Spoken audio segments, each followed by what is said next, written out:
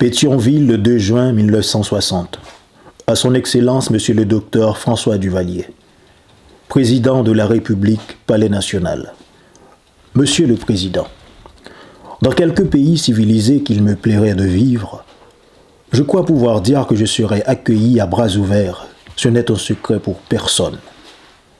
Mais mes morts dorment dans cette terre. Ce soleil rouge du sang de générations d'hommes qui portent mon nom. Je descends par 2 fois en lignée directe de l'homme qui fonda cette patrie. Aussi, j'ai décidé de vivre ici et peut-être d'y mourir. Sur ma promotion de 22 médecins, 19 vivent en terre étrangère. Moi, je reste en dépit des offres qui m'ont été faites. Dans bien des pays bien plus agréables que celui-ci, dans bien des pays où je serais plus estimé et honoré que je ne le suis en Haïti, il me serait fait un pont d'or si je consentais à y résider. Je reste néanmoins.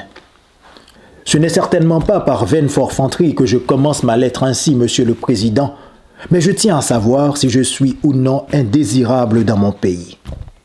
Je n'ai jamais, Dieu merci, prêté attention aux petits inconvénients de la vie en Haïti, certaines filatures trop ostensibles, maintes tracasseries. Si ce n'est les dérisoires avanies qui sont le fait des nouveaux messieurs de tous les pays sous-développés. Il est néanmoins naturel que je veuille être fixé sur l'essentiel. Bref, Monsieur le Président, je viens au fait. Le 31 mai, avant-hier soir, au vu et au su de tout le monde, je déménageais de mon domicile de la ruelle Rivière à Bourdon pour aller m'installer à Pétionville. Quelle ne fut ma stupéfaction d'apprendre que le lendemain de mon départ, soit hier soir, mon ex-domicile avait été cerné par des policiers qui me réclamaient à l'émoi du quartier.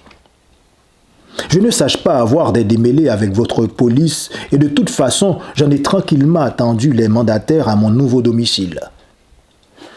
Je les attends encore après avoir d'ailleurs vaqué en ville à mes occupations ordinaires, toute la matinée de ce aujourd'hui 2 juin.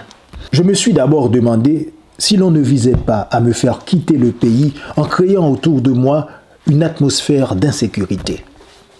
Je ne me suis pas arrêté à cette interprétation car peut-être sait-on que je ne suis pas jusqu'ici accessible à ce sentiment qui s'appelle la peur, ayant sans sourciller plusieurs fois regardé la mort en face. Monsieur le Président, je tiens à savoir si oui ou non on me refuse le droit de vivre dans mon pays, comme je l'entends. Je suis sûr qu'après cette lettre, j'aurai le moyen de m'en faire une idée. Dans ce cas, je prendrai beaucoup mieux les décisions qui s'imposent à moi, à la fois en tant que créateur, que médecin, comme et que citoyen. Veuillez agréer, Monsieur le Président, l'expression de mes salutations patriotiques et de mes sentiments distingués. Signé Jacques Stéphane Alexis.